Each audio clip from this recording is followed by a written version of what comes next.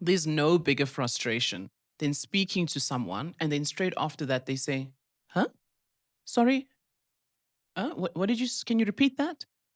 And people that experience this, you know how much it impacts your confidence because you'll be sharing something, whether it be confidential, important, and then people ask you to repeat yourself. And that can be so frustrating. Let's tackle this issue today so that you can have the liberty to be able to speak without having to repeat.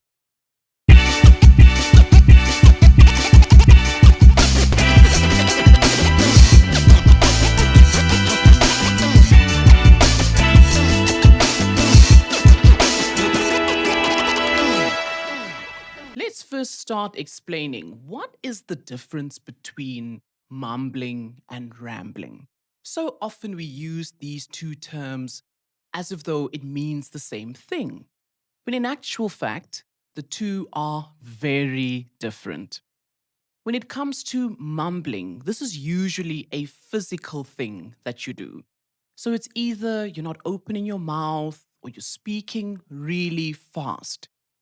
And then rambling, this all happens in the brain. This is when you're speaking in the unprepared and 60 thoughts are coming at the same time and you don't know how to structure them in a manner for people to understand them. And that's where we need to begin. Now you know your issue. Is it happening in your mind or is it that you're not speaking clearly? In today's video, we're going to be talking about how to overcome mumbling. And this is so that you can speak with liberty without having to repeat yourself again. The first thing I want you to do, and this is something you'll hear me say all the time, is you have to slow down.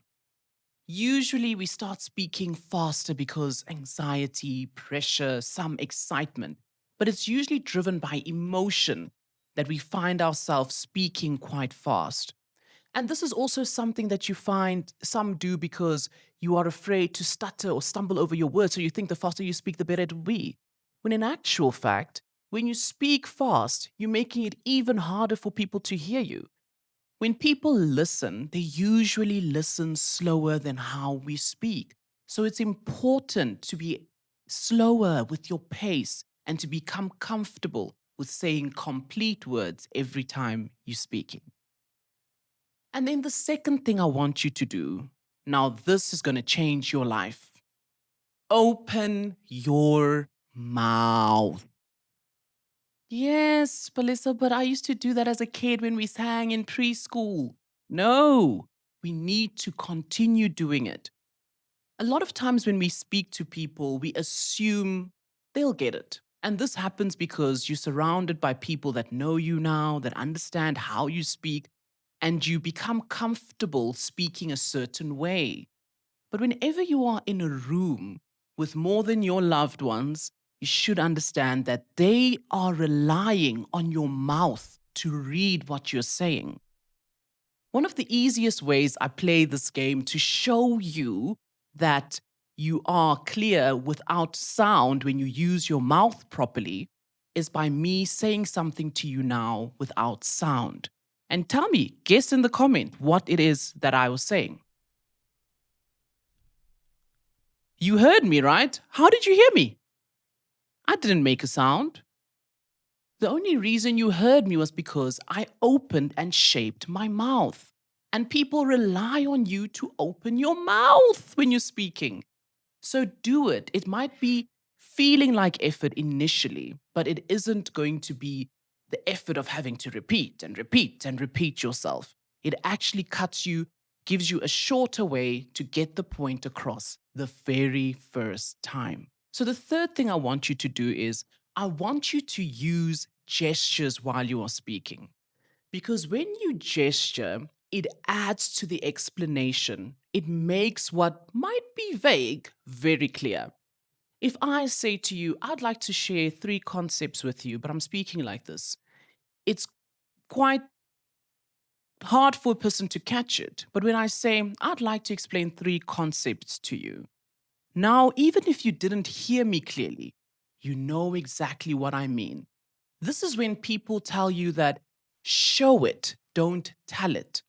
And that is how your body also adds to being more clear when you're speaking to someone.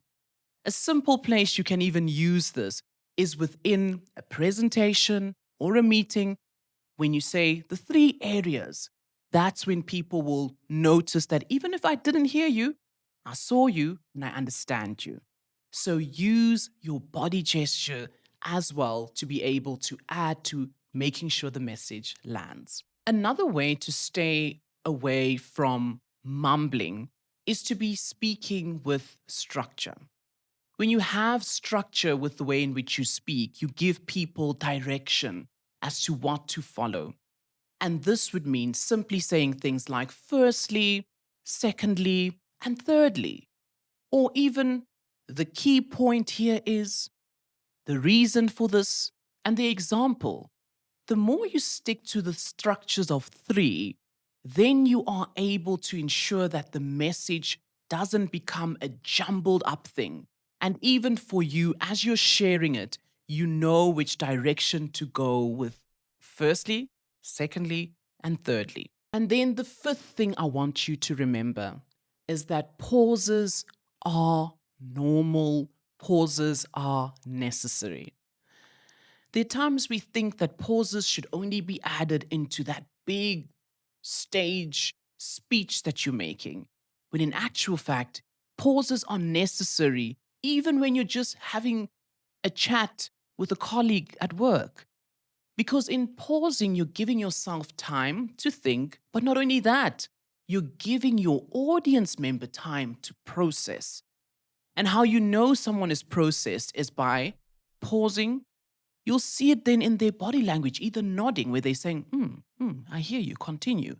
So give them an opportunity to respond and give you feedback by you pausing. Pause after the first concept that you've shared. Check in with your audience member, and then you continue to speak further.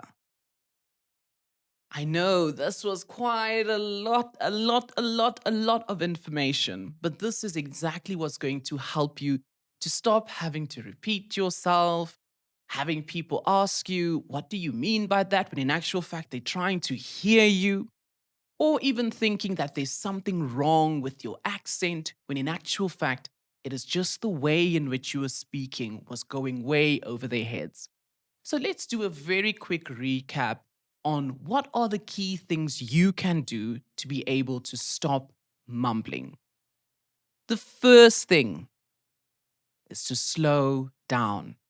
Slow down in the way you speak.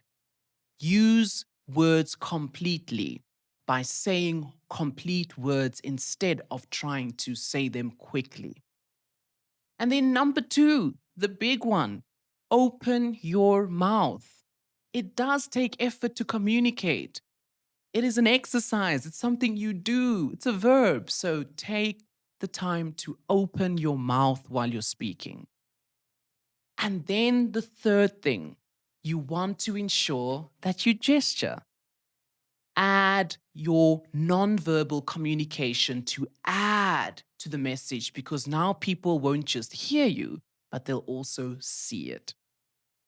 And then try and speak in structures of three.